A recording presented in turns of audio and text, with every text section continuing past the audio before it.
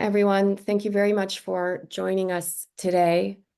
This panel was initially intended to include a lot more participants. Regrettably, the panelists have been receiving a lot of attacks from channels that you might not have expected, and they've withdrew. This is why you've seen different flyers with different names. And unfortunately, today, our panel has changed yet again, but you are still very fortunate to be here and listening to two wonderful experts and profound writers and commentators on the situation. With us today, my name is Sara Farhan. I am a member of Two Rivers for Palestine here in Prince George, Northern British Columbia in Canada. And we have with us Isra al-Modallal, who was the first spokesperson in English for the government in Gaza between 2013 and 2014. Born in Egypt and raised in Gaza, she attended high school in Bradford, England, and graduated from Islamic University of Gaza with a degree in media studies. She worked as a broadcast journalist before accepting the spokesperson role. With us also is a prolific, fantastic writer whose books I've assigned in my classes. Zukiswa Wanner is a prolific writer, South African and Zimbabwean descent, but she is born in Zambia. She received the Goethe Medal in 2020 for German cultural relations, which she eventually rescinded in protest of Germany's complicity of the genocide in Gaza. So I think because we've recently made some changes, I will allow Isra to start. Is that okay? And she recently received some alarming news with the situation in Gaza, which I hope you can share with us. Thank you very much.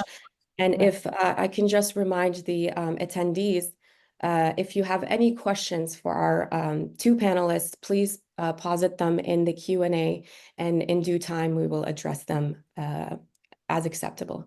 Thank you so much, Isra. Please go ahead. Thank you. Actually, I stand before you today as a Palestinian journalist, beyond by the ethical responsibilities that my professions bestows upon me, driven by principles and urged on by humanity. We have witnessed and continue to witness urgent violation against journalists in Palestine, particularly in Gaza, which compels me to speak up today, first of behalf of the oppressed people of my nation, and secondly for my colleagues and journalists who are right now in Palestine and the West Bank. Gaza has always been a place that you can see and witness genocide, wars, and conflicts. But that doesn't mean that it doesn't have a lovely life with open air space for creatives, people, and educated people. In Gaza, there's 12 universities, hundreds, thousands of schools, for one of the oldest churches in the world, one of the beautiful cities around the world. But the idea was spoken about Gaza, poverty, and the traditional, the propaganda vision of an Arab city. And by the way, Gaza, it has Christian and Muslims in the same time. Being in Gaza, something make my experience very special. I worked 16 years in media as a TV presenter, and I covered the first war and the second and the third one. I started my career in covering the first war. That was in 2008. Then you can see the violence and the ethnic cleansing and the way of the killing from the Israeli.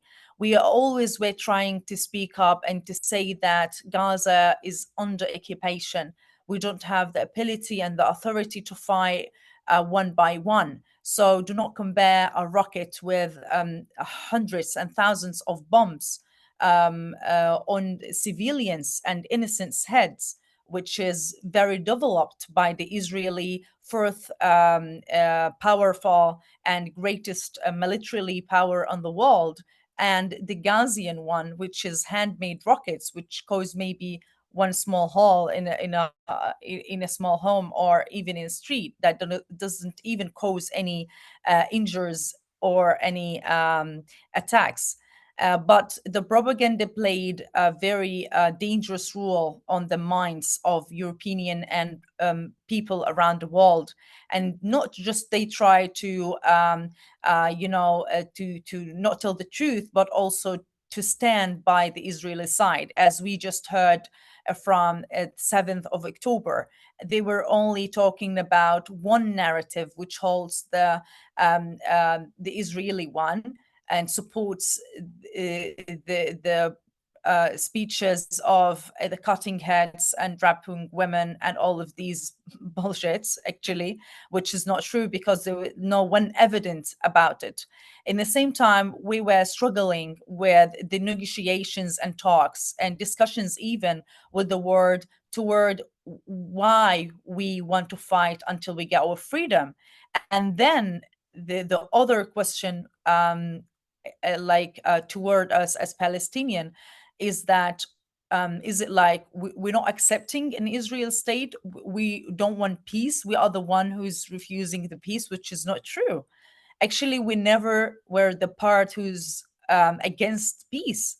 But in the same time, we cannot live side by side with a horrible and criminals, people who are dangerous on us and our children.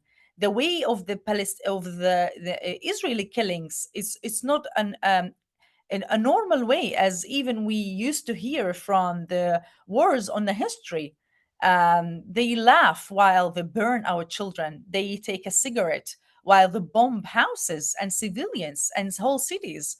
70% of people who were murdered in Gaza, children and women, and they have an excuse toward every single crime they do. And it's yet the word to understand the truth and to understand the lies, but the word actually wanted to lie and wanted to believe the lies, just because not to make the Israeli upset. And I think it's our responsibility today, all of us as a human being, to stand beyond our sisters and brothers and the humanity in Palestine.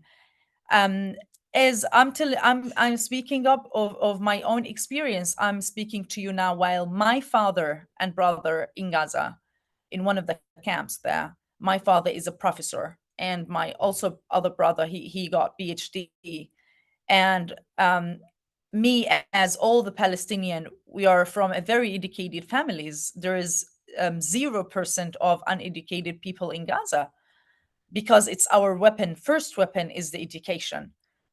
So we are living very difficult situation, as my whole family living there, and we lost our also home, as many million and more of people who lost their homes.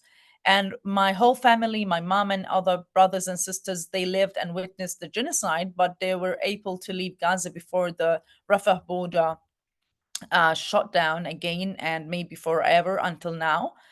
But the miserable situation we are living, we cannot even talk about it or even describe it. And all of the images you've been watching on the social media, it's 1% than the reality of the war in Gaza. It's not a war. It's not a normal war. It's a genocide where you burn and kill thousands of people in 1 minute. The news is not talking about it, and um, the news are even not taking care of it. And this is our big matter, that we saw that the value of being a Palestinian is nothing. We equal nothing. We do not mean anything for the world. But when it comes to Ukrainian, maybe journalists or people, their life matter. That is because of the hateness and racists in the world, and it never ends. That's because of the democratic countries who actually seems like they're not democratic and not human in the same time. Israel is not allowing Western journalists and broadcasts to enter Gaza to cover the war. And this is Mhm. the first time this happens after 5 wars in Gaza. That's because the camera is threatening them, and the truth is threatening also Israel, and it's covering the real face of Israel.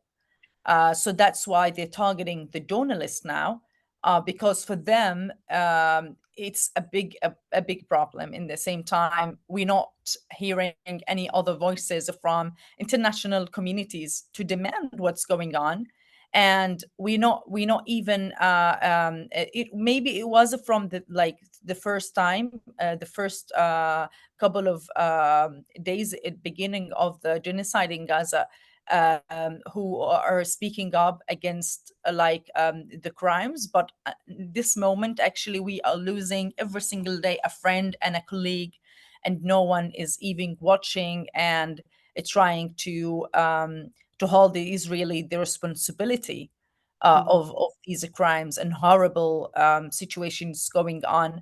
Uh, and Israeli is using everything immoral, illegal ways to like one of the policies is a collective punishment for the Gazian. For example, not allowing medicals treatment to enter, or even water, food, any kind of surfaces, equipments that they need. Mhm. So right now they don't have one light, one hope of ending the massacre and trying to even enter some aids and humanitarian supplies for them. So the situation is really horrible, and we are not witnessing just that now. Journalism began to talk root here after the Nakba, but truly expanded in the 1980s.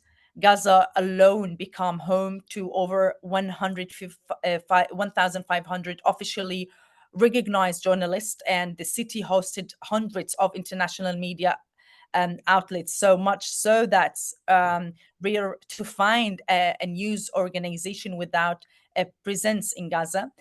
The war, it did not begin actually on October 7, and it started in the 1948. But this is maybe the first time the world hear about the attacks against the journalist. We have recognizing and recording also attacks against journalists from the 80s, not Mhm. just today, marked by arbitrarily arrests and assault and a theft of the harassments and all of their, even not just the journalists, even their families, including the West Bank and beyond. Yet these violations are not new, as I just mentioned. They have proceeded since the first and the second Intifada, growing in severity and cruelty the day, reaching their peak in Gaza. Here, journalists faced direct targeting and attacks, unfortunately, and threats in the same times. We've been witnessing so many call phones to the journalist. If they don't stop, they will kill and shoot their parents and the wives and children. And 36 now, right now, in the jails, in the Israeli jails, and no one is talking even about them. As a result of these targetings, we have 175 journalists have been murdered and 396 injured. And in the same time, as I mentioned, most of them are now on the threats.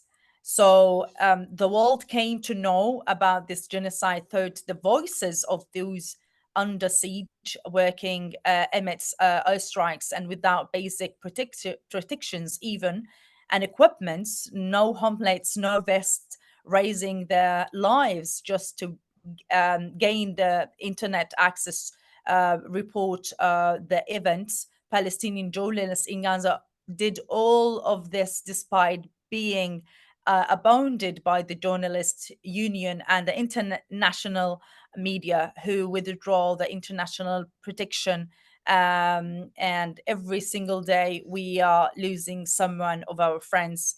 International law, human rights forms, and humanitarian institute that should be approached in such cases have long abounded the Palestinian Europe, and so-called uh, freedom-loving countries of world have revealed their racism and their interest of misleading the narrative, distorting the truth. And actually, the world has witnessed double standards, as we also, on behalf of the Palestinian journalists and others, and the killing, we have witnessing of the Palestinian against the Palestinians. Sorry. So it's me as a journalist, I'm not feeling safe and security anymore. We doing that because we believe in our country, in our rights, and in our message. And sometimes we ask ourselves a question: for whom we are documenting this, for whom we are recording, and being in danger for going like for being in Gaza even. But in the end, we are doing this for us not to be murdered in silent. We want the world to know our stories and names. We want the world to know what we did, and to fight until the last breath. We believe in our issue and in our land. And actually, from now on, the world must understand and learn from the journalists in Gaza how to be brave enough and professional in the same time. Not BBC anymore, not CNN anymore. We've been telling the ethics that needed to be told. And thank you for listening. Thank you so much. Thank you so much, Isra. Regrettably, our other panelist was kicked out, and it could be a connection issue. I'm hoping that it's just a connection issue and she's trying to come back in. But if I can just take advantage of this opportunity, the brazen sophistry of mainstream media has really been a collective attack on our psyche. We're seeing what you're documenting. We're seeing what citizen journalists are documenting. And yet we turn on our televisions and we're told an entirely different narrative.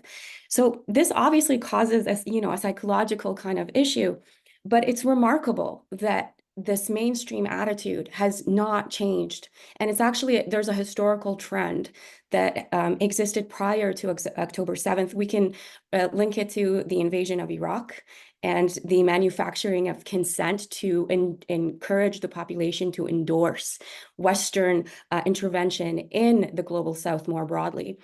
And this carpet bombing, this acceptance of mass casualties of Arab bodies, and the way we report about Arab deaths, it's always, they're just numbers. They're sexless, they're ageless, they're nameless. And even recently, I've been following the so-called Israeli left and how they're commemorating October 7th. And there's, evidence of criticism and disbelief and antagonism towards the current extremist government in Israel. But they rely on this narrative of, and then, 42,000 Palestinians are the collateral damage. So we get the names and the age and even, the attitude and the life of white bodies and how they enjoyed life. And Arab bodies are just statistics. And as a result of this is a long history that we can trace back to the carpet bombing, the French carpet bombing of Syria under the French mandate, or the British carpet bombing the Iraqis during the Arab Rebellion in 1920. So we've been kind of harboring this mass death to the point where we've been primed to accept mass casualties. So this is what we're also kind of fighting against. And we're reporting these are people that loved life. And despite the collective trauma that they've inherited from countless attacks and wars and brazen violence, They insist on surviving. They insist on documenting food recipes in the middle of a famine in Gaza. They insist on making a crepe, the Ghazawi way. It's remarkable. And I want you to sort of reflect on that, your words and your documenting of life right now as a form of resistance to this. And then I want to obviously give room to some of the wonderful questions that we're collecting from our audience. Resisting is something that we've been born with. I did not know why I am a refugee, but I've been told that I have to fight with my education, knowledge, culture, humanity, and helping supporting others, even with all around the world issues. Because when you support the justice, you support yourself and also your country. I never saw my homeland in the 48, which were taken and stolen from us.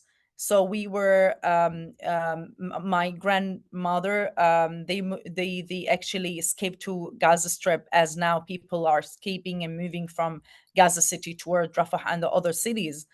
So I waked up and I recognized myself in a camp, and I have no idea why I am here, but I know that I can survive every single day. I have a new morning. I have a family.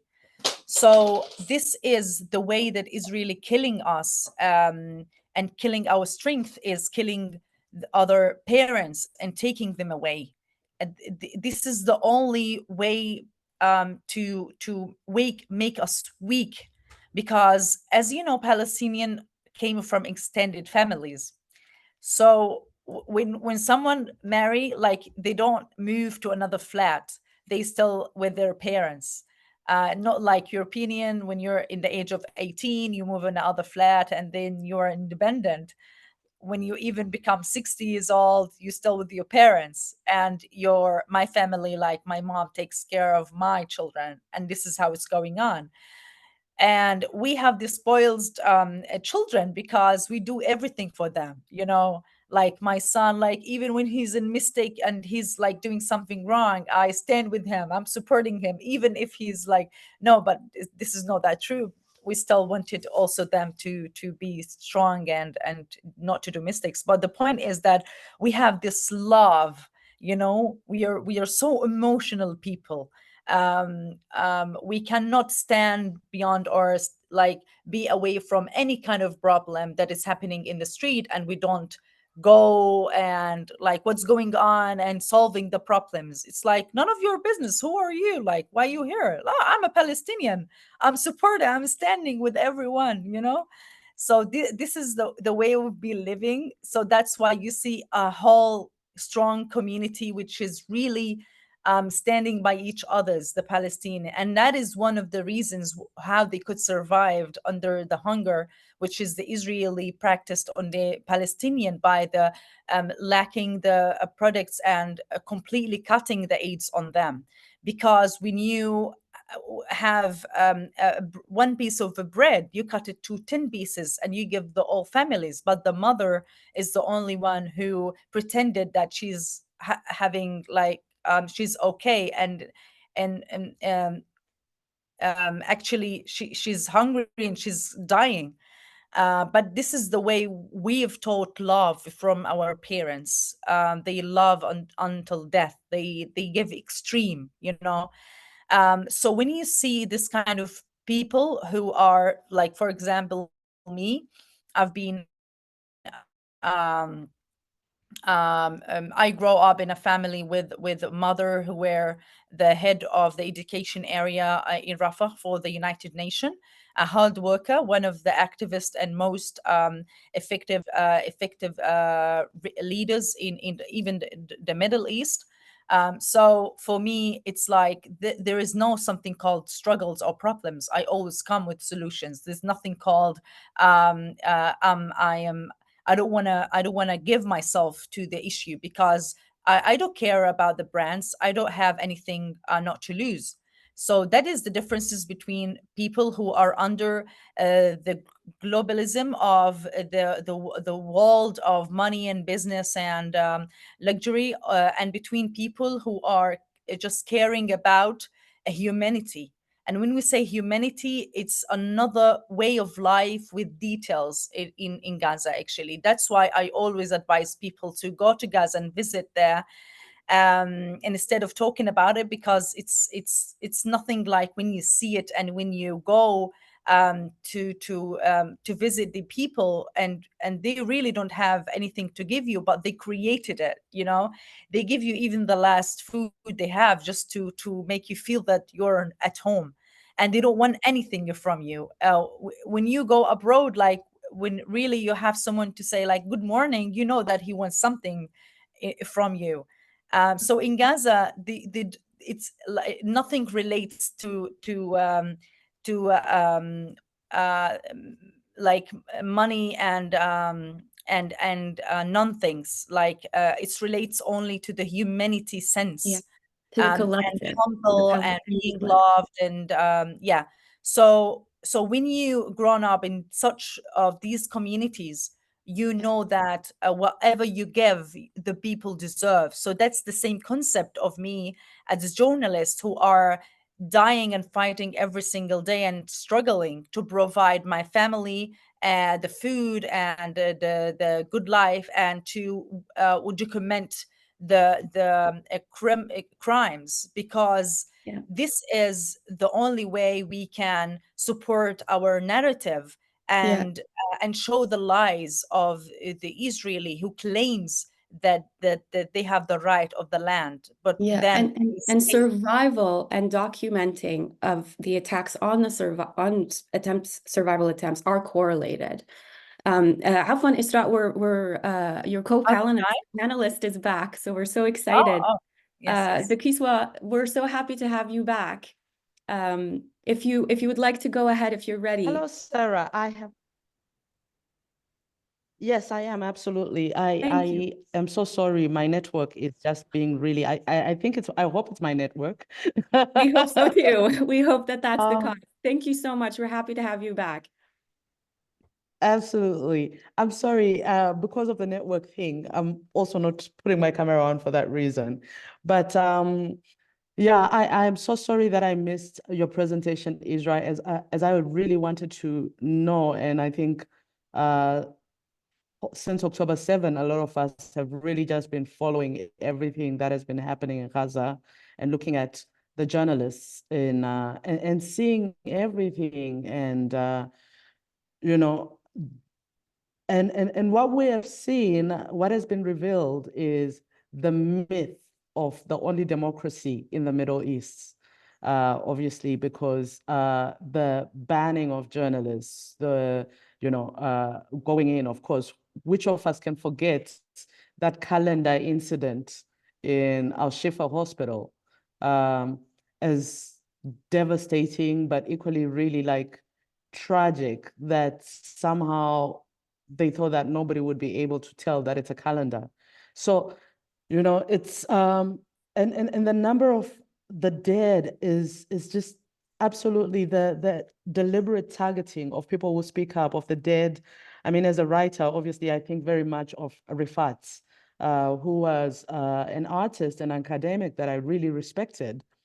And, I have been, I think, I've been following, just recently, there's a documentary that came out from the gray zone of how the West has been reporting.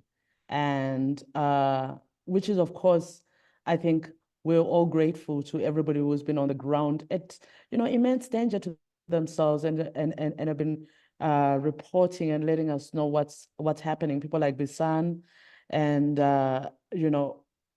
because if we're looking at Western media, really Al Jazeera is really the one that has been giving us some coverage of anything to actually know what's going on. But otherwise, all our information we have been getting from the journalists on the ground, from Palestinians in Gaza. And I think this is something that we really must applaud. But I'm also thinking the immense shadow banning that we're seeing on social media, on the Facebooks and on Instagrams, which I think everybody in the progressive left really should be working on an own platform so that we don't have to go through this type of stuff. So we can actually be able to discern the news and not be, oh, I was surprised that this was happening. There should really be nobody who is surprised at what is happening now, because the people in Gaza have been speaking out. But I'd like to extend that a little bit and bring it home here to South Africa on the coverage of Palestine and Gaza in particular, the genocide. And, while our state broadcaster has actually really been pretty good at the coverage, I think one of the more disturbing news for me has been like looking at our own mainstream media, and then again, who owns it? And there's a cartoon that has been circulating by Jonathan Shapiro, who goes by Zapiro, lately, and I think everybody appreciated hearing from him because he hadn't done anything like that for a very long time. It almost seemed as if his narrative had been often its complicated type. But on the 8th of October, which is yesterday, he published, he did a cartoon, and it reads, I wish I could actually share it with the group here. Since Hamas attack October 7, 2023, 100 Israelis held captive by Palestinians for 1 year. And then it says Nakba 1948, 5 million Palestinians held captive by Israel for 76 years. And I thought that was very poignant and beautiful and worthwhile to also note, because we haven't seen this. Even on the day that one of the Sunday papers published my statement when I gave back the Goethe Medal, one of the more interesting things that I saw is that they gave me, they allowed half a page for my speech, and they wrote it as it was, which was really lovely. But what was interesting to me is directly opposite, there was a full page on Ukraine war 2 years later. And I didn't understand that, because I was thinking you can't even, I mean, everybody is important. Every death is tragic. Every killing is horrific. But the fact that they gave an entire page in a broadsheet, when the numbers don't even begin to correlate, was to me it took me aback quite a bit, I have to say. Zukiswa, I want to give you the opportunity to talk about you giving back the Goethe Award that you received in 2020. Sarah, I think it was a very easy thing for me to do.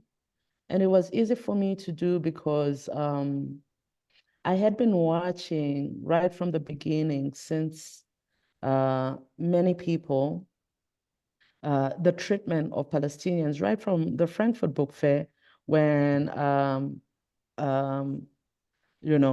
Palestinian writer was disinvited from the Frankfurt Book Fair, and of course, a lot of publishers decided that they were going to boycott it. And then I was seeing people being dropped in for just simply saying Free Palestine, for saying let's give an ear, let's say no, stop, signing letters, and they're being dropped as curators of events in Germany in particular. And I was saying to a friend of mine that it never ceases to astound me how Germany is always on the wrong side of a genocide, from the atrocities in next door in Namibia, to with the Namas, to the Maji Maji rebellion in Tanzania, to of course the Holocaust, and now we are seeing what's happening in Palestine. And we saw the big Congress that was supposed to happen in Berlin, which then got shut down even before it could start, and people were not allowed to come in. And it's really like we're living in a dystopian novel. And you know, there's a book by a South African writer called Sia Khumalo called The Queer Book of Revelation, which just came out, and in it, everybody has turned robotic, and it's the thing to aspire to be a robot. But those of us who still care, who still are humane, are called the feelers, and we're supposed to be believed to be lesser than.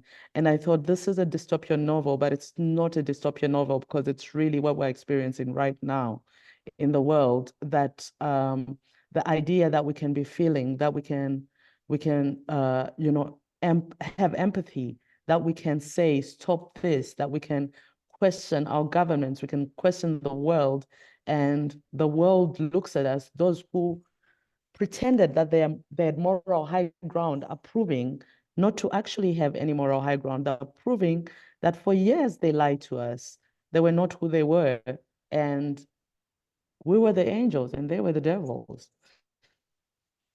Thank you. Thank you so much. If you don't mind, you two, I'm going to go ahead and take some of the wonderful questions that we've been collecting. There are several questions that ask the same or posit the same query in different ways.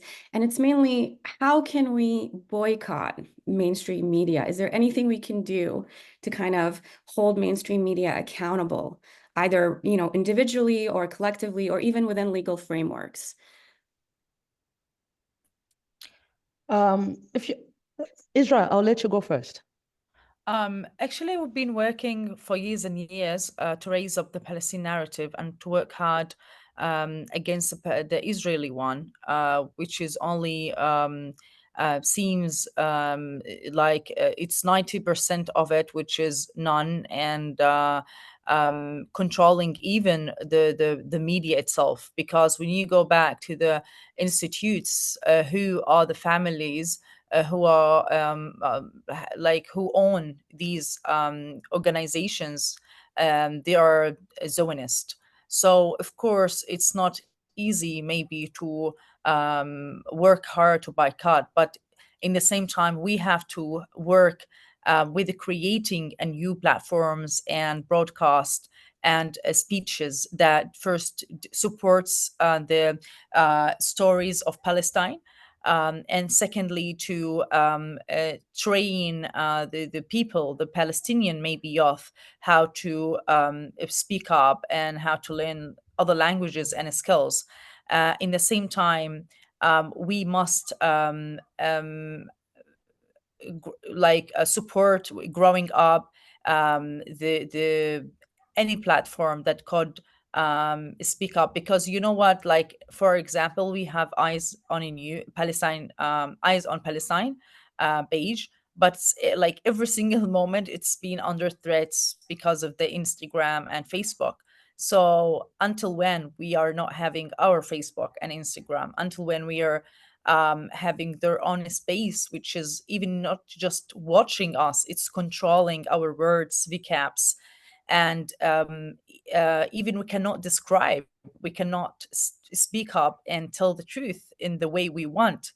Everything we say, they're considering it as its ethics against guidance, their own guidance that they created. So I think we have to have, first of all, spokespeople who can show up in the Western news media and who can speak loudly and face their narrative. And these must be also not only from Palestine, from all over around the world. But before they speak, they have to understand the geographic, the social, the political, economic situation in Gaza, because it's really complicated. It's even complicated for people who are living in the West Bank and they don't know any idea about Gaza, and they don't have an idea. When I say in the news that Like there have been bombs and attacks, Israeli attacking the like Jabalia camp. Do you have any idea what does Jabalia mean? It's one street. It's a kilometer. When you have bombs that's like that could destroy a whole like city, you know, a whole country, that's only dropped on Jabalia. It's like 7 meter under the ground. So many times, so many crimes and attacks and violation. When we were speaking with the people there, most of them relatives and colleagues, they were telling me that we could not even take the body or taking their bodies because they're underground. They bury them underground because of the bombs. And it's like when you bomb in Deir al-Balah, people in Nusayrat, they hear it. So you can imagine how terrifying is the meaning of bombing. And the CNN just showed up with this a crime, saying that it was an explosion. You know, if it's like something happened in your kitchen, and it was like some people just they pretended to be sick. It's like we cannot find a body. We can find arms and some legs and some eyes and some hair. And then we can notice who are our relative and who is our son, because there is something, there is a signal that lead us to the body, to our family. And this is then our wish as Palestinian, that whenever there is like someone who's murdered from our family, the wish is to find him a whole body, and we can bury him, we can know where is he, so we can go and make some breaks there. It's terrifying because we cannot be any more normal people or thinking in normal things. It's like whenever you see an animal who were attacked in the street, you go heart attack and oh, and everyone is so like showing solidarity with an animal.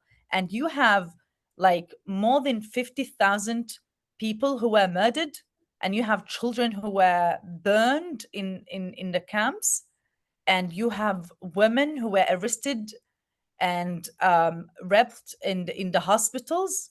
But then when it comes to Israeli, it must be an investigation and also approve about it. Did you see one approve on what happened on 7th October? But what is good about 7th of October, maybe then the world recognized um, a point maybe on the map that called Gaza and that called Palestine. Me as a refugee, and I heard about Palestine from my grandma who told me what the Israeli occupation did. So they escaped from Asdod to Gaza. The same thing I saw and witnessed then when I grow up in Gaza. The same thing with more developed weapons. So when you bring these narratives from our people and people like us who witnessed the war and who knows that the Israeli have no humanity, no hearts, so they target the ambulance and the doctors and the children. Like how come? Like if I met an Israeli boy, baby, I would like take him and hug him. Like how come? Like what kind of people you are who are like bombing people? And they're doing the exact same pattern right now in Lebanon, in southern Lebanon. Yes, So initially absolutely. the narrative was that these ambulances are, you know, part of the enemy, and that's why we're targeting them. And they bombed a church in southern Lebanon. Absolutely. But Zukiswa, sorry, I want to give you the opportunity to respond as well. You know, I'm really torn in just saying that I think we should all disengage from mainstream media at this point, apart from AJN, and you know, we focus on certain independent media like Main Press News and the Grazer News and stuff, because at this point in time, it's really exhausting to just keep debunking. You know, it takes so much energy. I think we're all like emotionally going through a lot with everything that we're seeing. But and it takes so much energy to just debunk all this stuff, and we know that these guys are lying, and they're going to be saying the most shocking things, and they don't even allow people to speak and and say anything about whatever it is that's happening. So my thing is generally to follow obviously Palestinian accounts that are on the ground, and and we can't say it's complicated anymore. It's over a year. Anybody who says it's complicated is the complication, And Nadim Aslam, Pakistani British writer, says something that I say to myself now, because sometimes I see some of these accounts and I just, some of the mainstream news, whether it's BBC or CNN or, all these newspapers like The Guardian and New York Times that initially were allegedly, supposedly left. And I lose heart and I get so much despair. But I was about to quote Nadim, who said despair has to be earned. I personally have not done all I can to change things. I haven't yet earned the right to despair.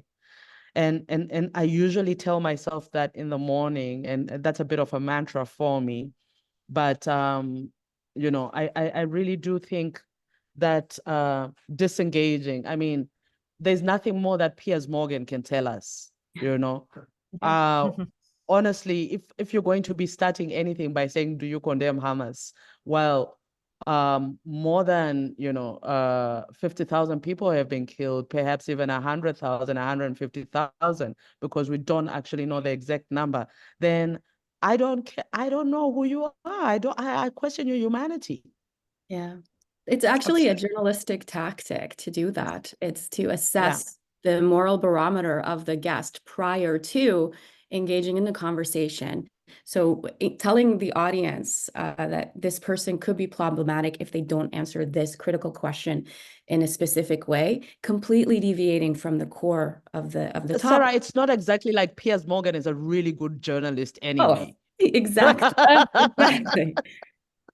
We have a few sort of interconnected questions. One is there an organization that's documenting journalists who are currently incarcerated? So Palestinian journalists who are in prisons in Israel.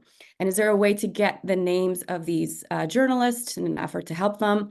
Another one that asked, are these journalists targeted intentionally? And to the best of my knowledge, yes, they've been posting the WhatsApp messages that they're receiving, the threats that they're receiving that just proceed, in some cases, seconds before their death. And then the other question is, how can we protect journalism and the integrity of journalism, and how can we secure the future of reporting? Obviously, we've lost trust in media right now. So 3 questions lumped up together. Okay, I'll start from the last question, how to protect journalists in Gaza, because we actually lost the trust of any international community protections toward us and recognizing us as a human being even. So as I said, that even journalists now in Gaza, they don't have anymore, like not maybe the majority, but most of them, they're trying to have now mobile phones, microphones, vests, and some equipments. They've been sleeping between the bodies in the hospitals and in the camps and in the streets. They don't have even the least of the supplies, one aspirin even, and any support. Most of them, they don't have their salaries. The Palestinian Authority in Ramallah did not even support so many doctors in the same time, so they cut their salaries. So it's the war from everyone who's making Gazan under threats and siege. Like if it's like being a Gazan is a problem, so being also journalist is something makes other people, other countries not helping and in entering some of these equipments to journalists who are in need right now. And I wish we can make a strong body that calls journalists' needs and rights, absolutely, because you cannot call for their needs and they might die any second. So we call for the ceasefire, of course, but then we are about to lose so many journalists' families who evacuated from place to another, and who are most of them now in Cairo, and they don't know how to support themselves and how to survive there. So I wish that we can make a pressure on countries, so the international journalist offices can enter Gaza to cover the war, to give them a break as a break fighters, and to continue us who can cover the war also. In the same time, we need to make them allow us to enter so many suppliers and needs. And in the same time, we need to record their needs and also to reach their families in other places, like Ismail Al-Ghul mother is now in Qatar. It would be lovely if we all spoke to her and stand with her, especially after her third loss. So many mothers are outside right now, and they're terrifying and feeling worried 24-hour on their kids who are journalists, who are facing all of these horrible situation and dangerous situation also in Gaza. So I think it's not only supporting by finding and donating on these to their families maybe or themselves, but also they need someone to speak to them. They need someone to listen to them, to feel what they're going through. My mom once, she said while she were in Rafah, does the world know about us? Do they go for like demonstrations? Do they feel what we are living in? And since I just heard that my father is not eating anymore because of the helicopter airplane attacking people who are walking in the camp, so he's terrifying and he cannot even go to toilet, then he took a decision not to eat anymore. Then immediately I did not wanted to eat, and I am now in a like hunger strike or something. But the point that imagine that you have also families and children in Gaza, and every single mom is your mom, and every single child is your child. And this is how we can support each others, because we cannot tell them to be okay and to be fine and to stand without being supported. And yes, there is answering on the second question. There are so many organizations and let's say that it's a project with unprofit and employees that we've been working with as volunteers to collect numbers and people and names who are in the prison right now. We are talking more than 16,000 prisoners, and most of them without any legal even treatment or even something like known about their like what they do. They did, like they're just in the prison, and it's mostly illegal what's going on. So we have following up, especially who are in Gaza. Recently, some of my colleagues who are working with me in one of my platforms called Insan, we just launched. um, she were arrested there, and she said that we met families from Gaza, and she was speaking and talking about the horrible situation there. I cannot believe what's going on there. It's unbelievable, the situations that they're facing, harassment and the way of dealing with the prisoners. I don't know where is the Red Cross and international humanitarian organizations from all of that, but nothing to say. But because we have faith, we are strong until this moment, and we can face all of that. But we need a power, and we need a group maybe to launch to make all of what we do in English. We launched so many pages in English as well for those people who are murdered to write their stories, because we are not numbers. But still, they're working actually from Gaza until now. They are the one who's working. So we need We Are Not Numbers group. Yes. Yeah. Yeah, so we need people from outside actually to take care of that, because sometimes we cannot reach them because of the internet. There's no electricity, no internet. So sometimes they go to very far distances and dangerous areas just to catch one internet so they can send a message, and they cannot upload any videos. But they're doing all of that because they know that they are the one who can support themselves, and no one is listening or looking at them. I know how much like protests and demonstrations went around the world, but what did that do until now? I know it's very important to work hard, not stop, and to continue speaking up and boycott even. But in the end, you have the power of media and politicians who are trying to make people just forget and make the war extend. And then this is how the Israeli occupation exists, is by killing, and that's it. So yeah, so every single person have a duty and responsibility. That's what I believe so far. So we have a question about is there an organization that is trying to kind of bridge the gap between the West as an advocacy force for these organizations that you mentioned? And it sounds to me that there isn't, that there hasn't been that connection, or at least a meaningful way. So perhaps the person who posited the question, but also other members in the audience, says this could be a great initiative that we can get started, and do reach out to us if you need support.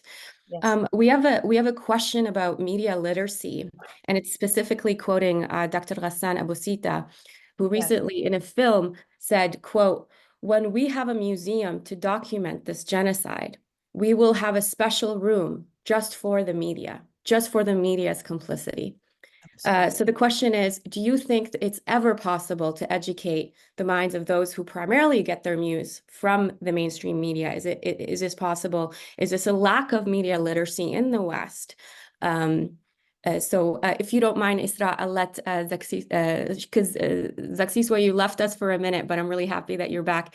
So I'll let you tackle this question, which again, I'll repeat, is it even possible to, in a time when there's such mendacious lies and nefariety from the mainstream media, is it even possible to educate media literacy in this environment? I think in the same way, when after the Rwandan genocide, we actually had some people being charged at The Hague were journalists for inciting and abetting a genocide. I really believe that we should have some journalists right now that we are seeing all the horrible, horrible things that we're seeing that should actually be charged. Thereafter, perhaps for those who are willing to learn, who didn't do as much damage, we can start talking about them,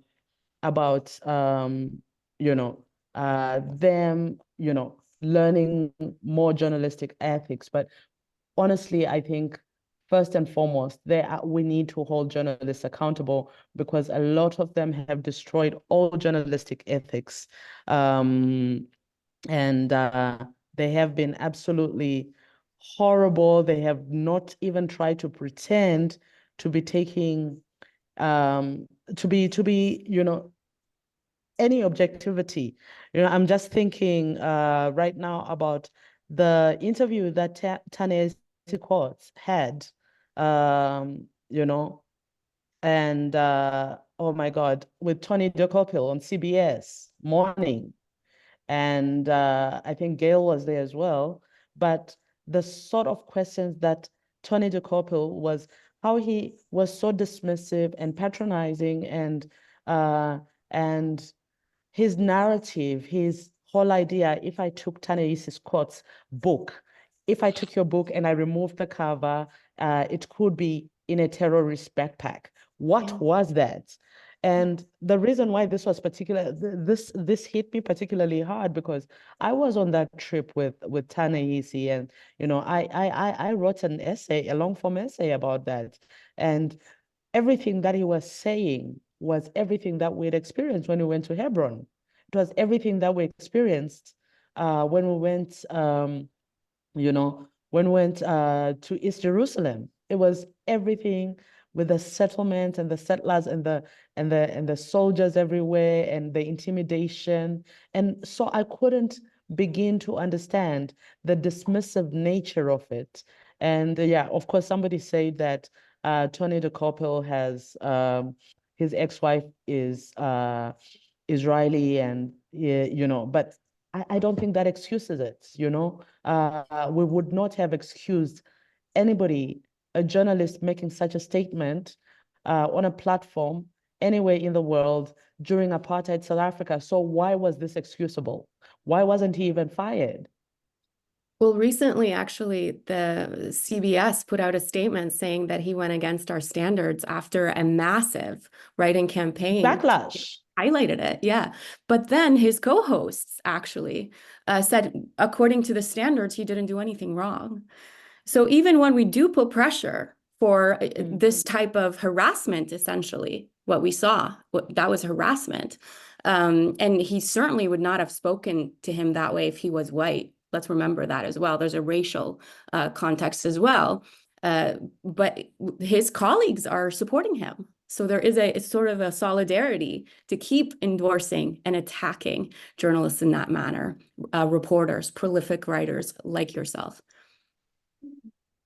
Yeah, and I think that's what's so disillusioning, and that's why it's so difficult to even endorse the idea of supporting or listening to mainstream global North media, really, because to be honest, I'm getting my news and I'm getting my engagement, and I'm beginning to understand a lot of things. When I listen to journals, when I read journals from Brazil, when I listen to, well, maybe like the indie media, like I've already mentioned, like the main presses, and when I listen to Loki, and people like that. And so it begs the question, is it past mainstream media already? Is it but I really, really, really wish that at the end of all this, somebody holds these guys accountable fully, Yeah, and we're seeing it happen at small scales in pockets across the United States where, for example, student advocacy and encampments are taking their universities to court for the conduct that we saw, this severe violence against students. And if anyone is following the Eric Adams trial right now, you're starting to see the connection between the police response to these students and Eric Adams's connection more underlined here. We have a question more related about, Canada specifically. So one of the audience members asks, Canada's expected to be dragged into this genocide soon. Either we're definitely complicit. We're seeing our government. We've sent arms. We've sold arms. Our narratives, the way our politicians are speaking, there's complicity here for sure. So on the one hand, is there anything to stop us from being dragged into this? Which I'm not sure that our panelists have the political background about Canada's weird politics to be able to respond to us specifically, but maybe more broadly, is there anything that we can do as citizens to prevent our government from dragging us into this? Sarah, I just have to say, sorry, Isra, go ahead. No, it's okay. Of course, please speak up. No, Sarah, I just have to say, this is not necessarily on that large scale, but when I gave back the Goethe Medal, the only publication that said anything negative about it was actually Canadian, The Globe. And essentially, this man wrote a whole article about how dare you, essentially, you are the first Black woman who got this. You should have been flattered. How dare you, essentially. So yeah, it had me thinking about Canada, and of course I've been following Canadian accounts and seeing, you know, the violence perpetrated towards protesters, and more recently the lawyer who got intimidated by the cops, you know. So but on a broader media scale, I think, you know, your president is a bit, your prime minister is a bit of a wuss. I don't like him. He's We don't either. very much is very much like Albanese in that regard, because he, you know, walked left before he was a prime minister, and now he, you know, he talked left and he pretended to walk left back then. Now he talks left and he walks right, and yeah, and to even make these silly little messages where they talk about, you know, we are supporting a ceasefire, and then they still go ahead and they send weapons at the extent that they do is just absolutely obnoxious and ridiculous. And I think, you know, when we charge the couple at the World Court, you know, for genocide, I think all these your global North leaders just need to be there as well, man. Yeah, in due time, inshallah. Isra, what can Canada do to at least prevent us from What can the endorsing it? Arabs do first? What can people, even in Palestine, specific areas do, maybe? Actually, it's a question where you ask yourself every single morning, what can I do? And here it comes, the voice of the voiceless and the powerful of your voice. Believe me, every second step you take, it makes different. Every single word you speak up with, it makes a pressure.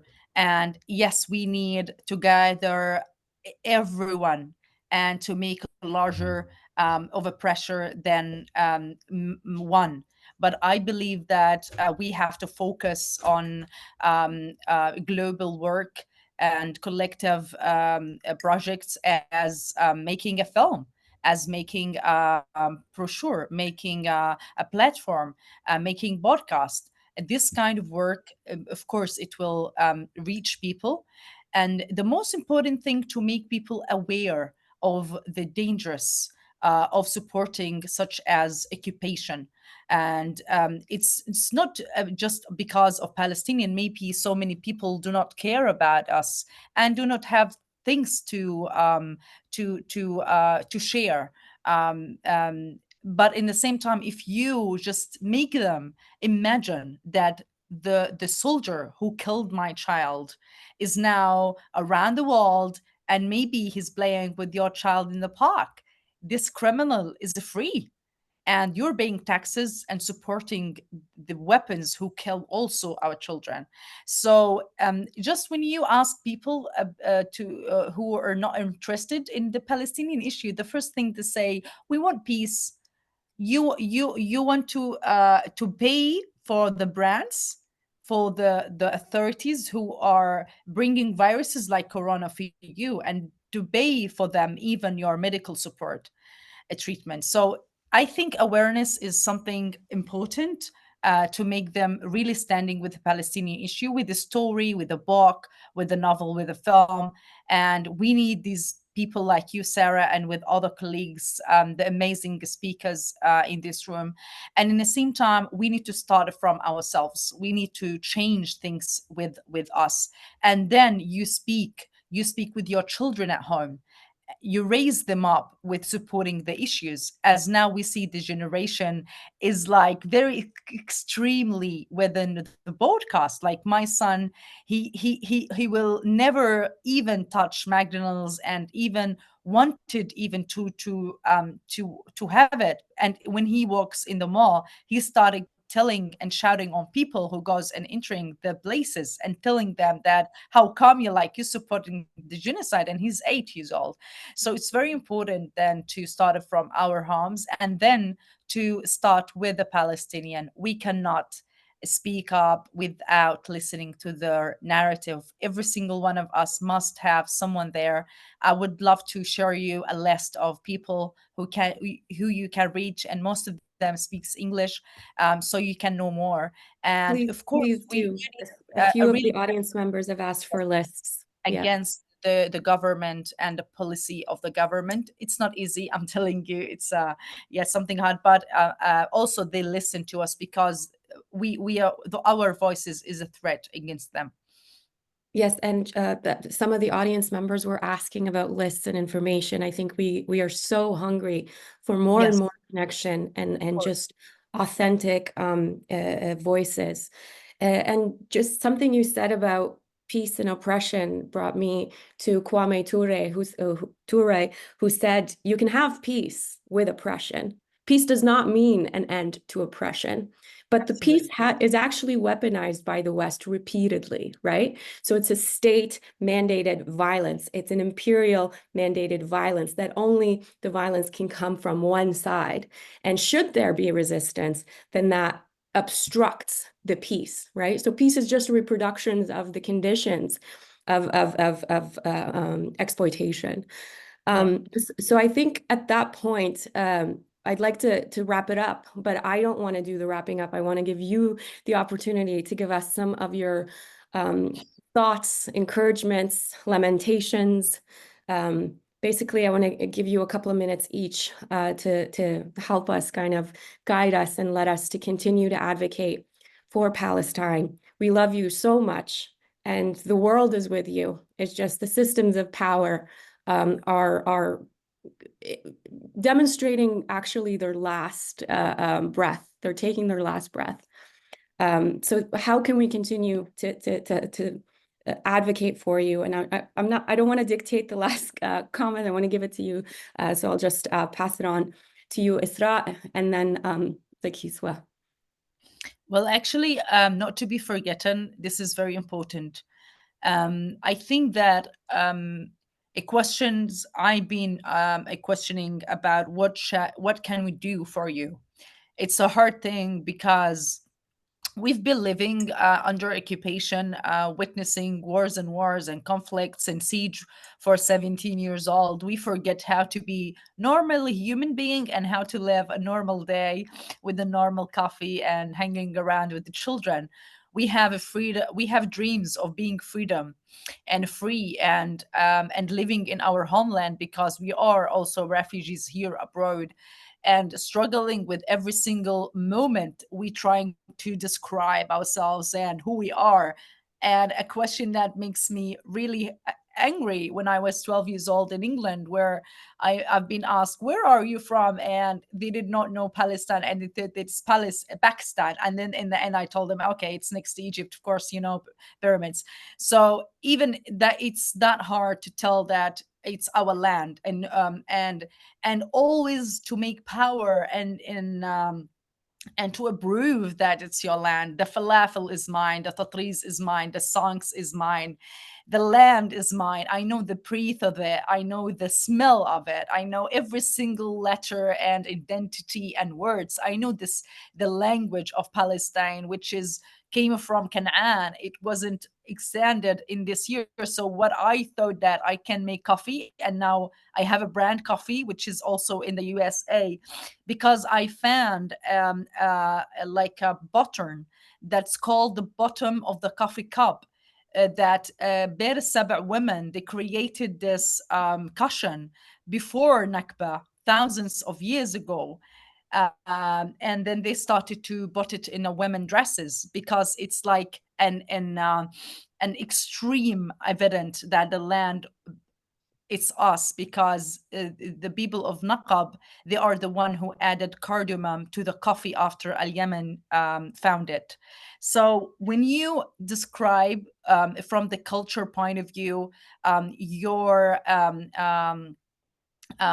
country, and your country, which was one of the first countries in the Arab region who had films and poetries and cameras and studios and universities, and how much they're educated until this Ghul came, until they came and took everything from us. They stole every single thing, and now we're trying every single day to be who we are and to save the narrative and not to be forgotten. But because of so many things happened to me and to so many people, we're not fine anymore.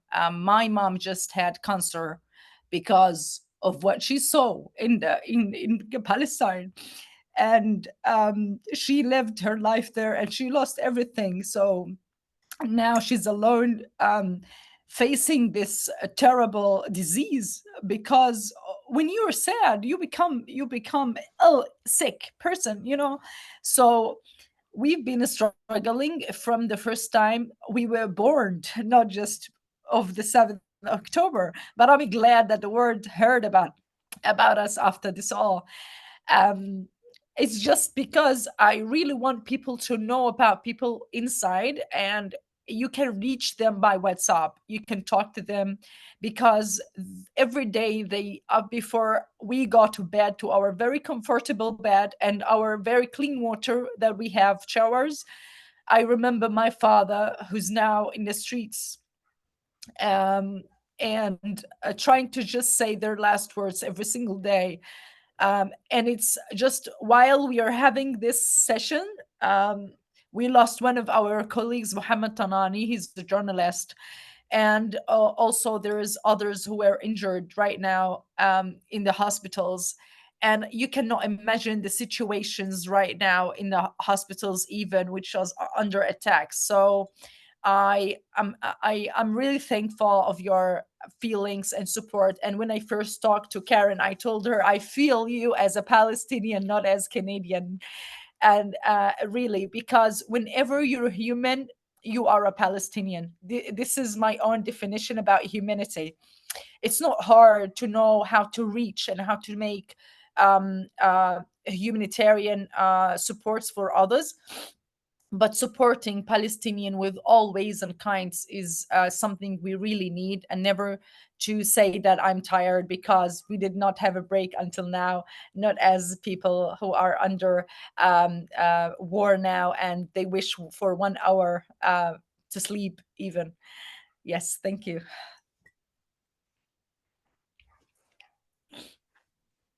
Thank you so much, Isra. Zukiswa, please go ahead. This is just the last concluding comments. Okay. Firstly, so sorry for the loss, Isra. I'm just going to come and just say some words, some names that if people would like to take them down, these are some Palestinian writers worth reading and getting to know what's happening. Their stories are very important. And I learned, even before I went to Palestine, so much about Palestine through reading them. Adania Shibli, Haida Eid, Susan Abulawa, Ghasani Kanafani, Isabella Hamad, Ibtisam Azam, and of course, Edward Said, amongst others. So it's worth it to engage, and there is so much more that we don't know, but there is so much more that I have learned through reading Palestinian writers and engaging with their works. And of course, there are also Palestinian filmmakers worth watching and getting that story out. But in addition, folks, I think it's also really important to know that on a very personal level, beyond just McDonald's, you know, and KFC and Starbucks to boycott. You know, they still Colgate, they still Oreo, they still some of these pizza companies, they still Nestle, because I really think that what we don't understand is what a lot of people sometimes seem to forget is Zionism is controlled by capital, and it will only end if we hurt capital where it hurts, in the pockets.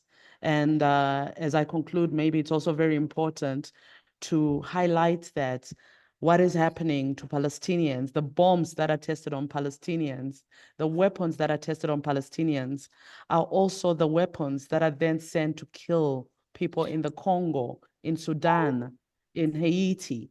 So it's very important to understand this solidarities, that for everything that happens to Palestinians, for the bombs tested on them, for the weapons that are tested on them, they will come back to us. And so in that way, we are all very much Palestinian.